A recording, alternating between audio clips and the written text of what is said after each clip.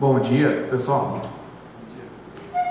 Hoje iremos falar sobre um assunto muito comum no cristianismo, muitas vezes mal entendido, que é a relação de um cristão com o mundo. Porque muitas vezes muitas pessoas veem o mundo e não entendem o que essa palavra quer dizer. O que quer dizer essa palavra no contexto de vencer o mundo? O que é vencer o mundo? Quais são as consequências de vencer o mundo? Isso a gente verá aqui e agora. Eu peço, por favor, que vocês abram em 1 João, capítulo 5, versículos de 4 a 5. Vai estar no Data Show também isso aí, tá bom?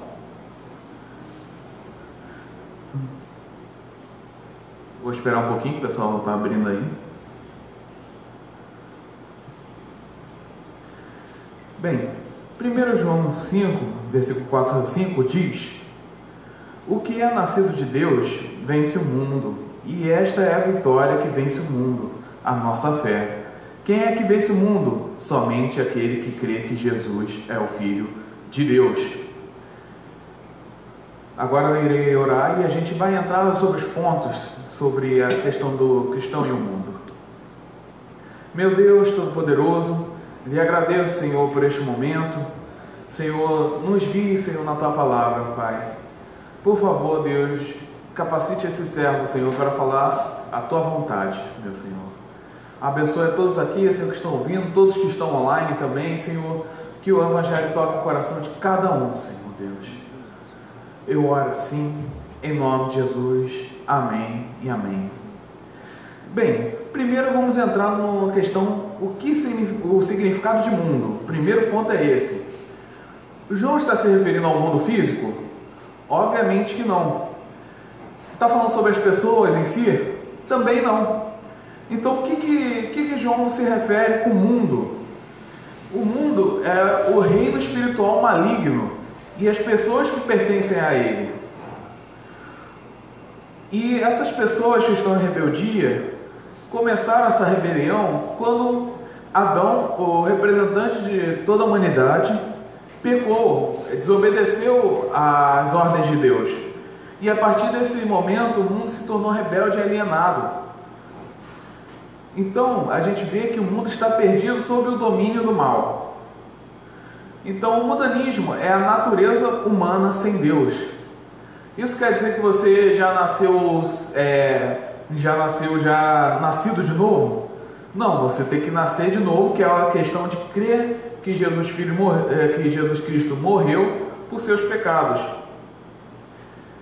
Mas a gente vê que enquanto o mundo está na velha natureza, o cristão é nascido de novo, é nascido para fazer a vontade de Deus. Porque o versículo diz: o que é nascido de Deus vence o mundo. Veja, isso não é conquistar, não é vencer o mundo, não é conquistar por batalhas, nem nada desse tipo, nem nada dessas coisas. E vencer o mundo não significa que a gente vai se retirar do mundo. A gente não vai criar uma comunidade, vamos criar uma comunidade de Atos. E aí a gente começa a trabalhar lá, a gente corta acesso à TV, corta acesso à rádio, e a gente vai viver tudo numa fazendinha. Não é nada desse tipo, galera. Porque tem muita gente que faz isso. Para evitar, a pessoa tenta evitar o mal se afastando de tudo. Mas a pessoa não percebe que o mal também está dentro dela. A natureza dela, a natureza carnal vai contra ela. E também a gente deve lembrar o que Jesus disse em João 17, 15 e 16, quando ele estava orando para o Pai: não peço que os tires do mundo, mas que os livre do mal. Não sou do mundo, como eu do mundo não sou. Então você vê que Jesus fala: não peço que os tire do mundo. Veja, Jesus não está falando para a gente se isolar do mundo, mas sim que o mundo não viva na gente. A ideia é o quê? Que o pecado, que a gente não se deixe dominar pelo pecado, que a gente não se deixe ser influenciado pelo pecado. Agora, muitas coisas do mundo podem ser redimidas, ou podem ser vistas como não pecaminosas. Como assim, Douglas?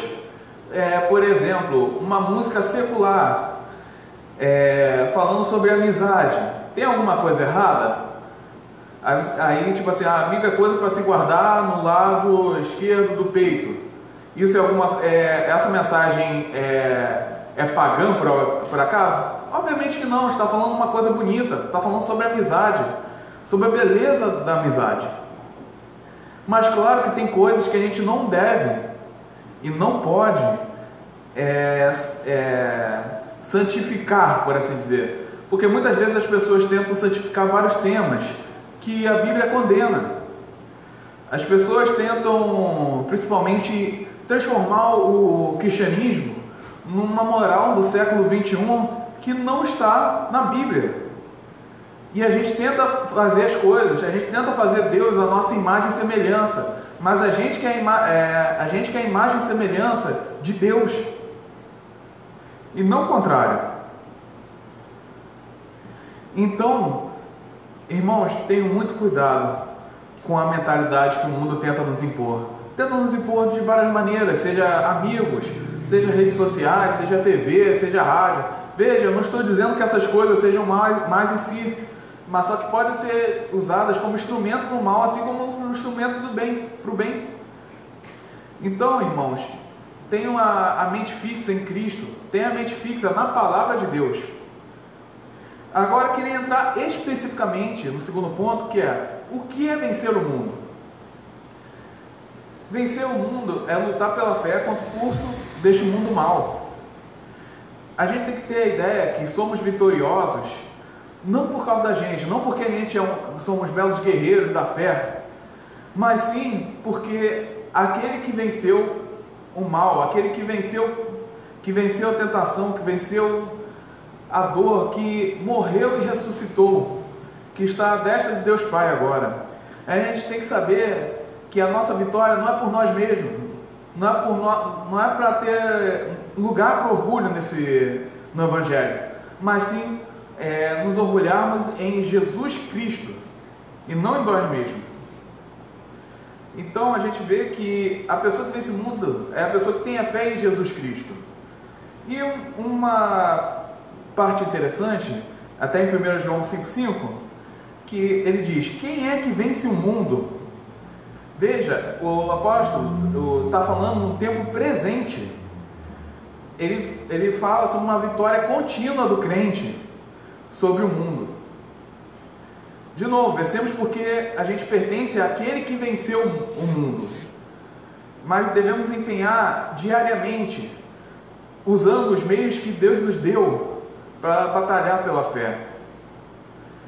A gente deve ter a noção de que a gente batalha pelos meios que Deus nos dá. A gente deve usar o escudo da fé. A gente não deve viver o nosso dia a dia sem nos equiparmos estudando a palavra, sem nos equiparmos exercendo a nossa fé contínua. Porque quando Jesus foi tentado no deserto, você vê o que ele falava: está escrito. Ele citava as escrituras. Ele lutou contra a tentação do diabo usando as próprias escrituras. E veja também, eu não quero ressaltar aqui também que a gente deve, por exemplo, em um momento de tentação, parar, em momentos específicos, tá, gente? Parar para orar. Como assim, Douglas? Por exemplo, suponhamos que você seja José do Egito lá, e você está na casa do seu senhor, e a mulher dele começa a dar em cima de você. O que você vai fazer? Espera aí, eu vou orar para Deus agora. E a mulher toda se oferecendo, aí você vai lá e para orar ainda por cima, na hora. Não, o que José fez? Correu. Então, muitas vezes a gente vai ter momentos que a gente deve ter uma ação imediata. Mas claro, que a gente deve estar sempre em espírito de oração, porque a palavra de Deus diz: orai sem cessar.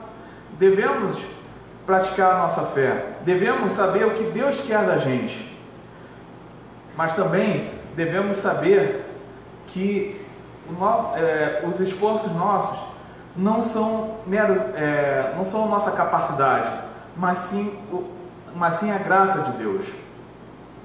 Como assim, Douglas? O Espírito Santo que nos faz lutar contra o pecado.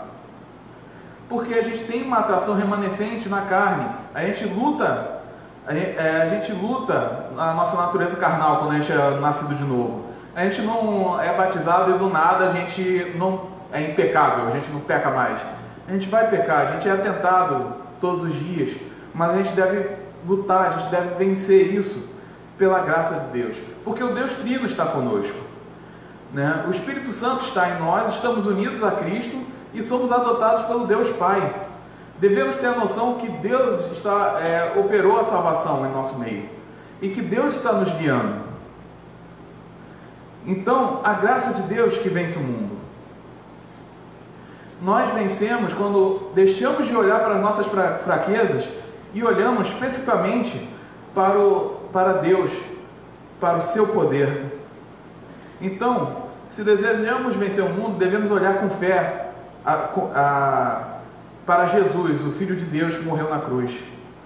Se lembre dessas palavras em Hebreus 12, 2, que diz: tendo os olhos fitos em Jesus, autor e consumador da nossa fé, ele, pela alegria que lhe fora proposta, suportou a cruz, desprezando a vergonha, e assentou-se à direita do trono de Deus.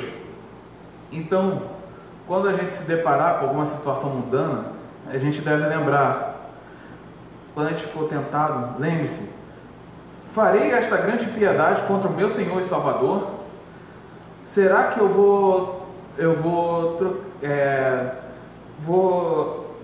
responder tão mal ao meu Senhor?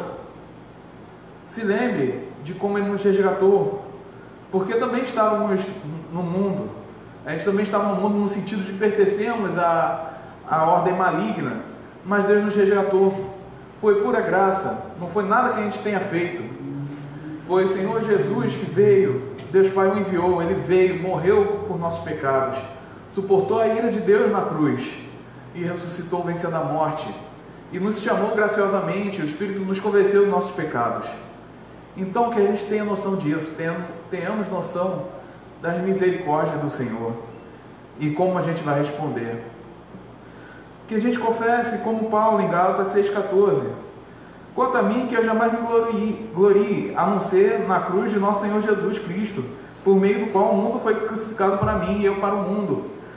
A cruz marca a morte do mundo para a gente e que a gente morreu em Cristo. Devemos lembrar que estamos nessa constante batalha no mundo. Que a gente não se renda às tentações de Satanás, irmãos. Que a gente não fique na nossa incredulidade, mas a gente creia nas promessas de Deus, creia que o Senhor vai fazer e vai nos guiar. Agora eu gostaria de falar sobre o ponto 3, consequências de ir contra o mundo. Porque quando o cristão vai contra o mundo, você já pode esperar perseguição. Por exemplo, em 2 Timóteo 3,12 diz: de fato, todos que desejam viver piedosamente em Cristo Jesus serão perseguidos. E muitas vezes, hoje no Brasil, a gente está num momento de liberdade religiosa. Mas o que acontecerá daqui a alguns anos? Será que tudo vai mudar? Será que os cristãos vão passar a ser perseguidos? Talvez no futuro. E também, hoje em dia, tem aquelas perseguições, mas uma perseguição mais velada. Não é uma coisa explícita. Mas eu gostaria de citar um exemplo do Dr. Peter Raymond, que quando ele pregou no Sudão, ele falou que teve uns sofrimentos pequenos quando foi anunciar o Evangelho lá. Qual foram os seus sofrimentos pequenos? Bem, a cabeça dele foi submergida em urina até ele bebê-la. Também a cabeça foi coberta por um saco amarrado no pescoço até que desmaiasse. Esses são os sofrimentos pequenos que ele falou que sofreu. Mas por que ele falou sofrimentos pequenos? Porque ele falou, porque isso nada se compara com o que Jesus passou. Então, que a gente não se desanime, pois muitas vezes a gente pode ficar abalado, mas nos fixemos nas promessas de Deus e das recompensas prometidas por Ele. Em João 16,33 é dito: eu lhes disse essas coisas para que em mim vocês tenham paz. Neste mundo vocês terão aflições, contudo, tenham ânimo, eu venci o mundo.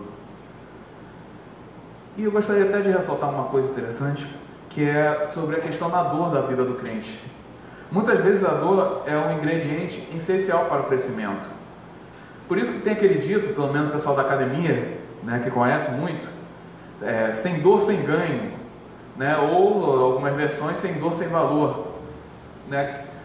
E isso também a gente pode ver na natureza.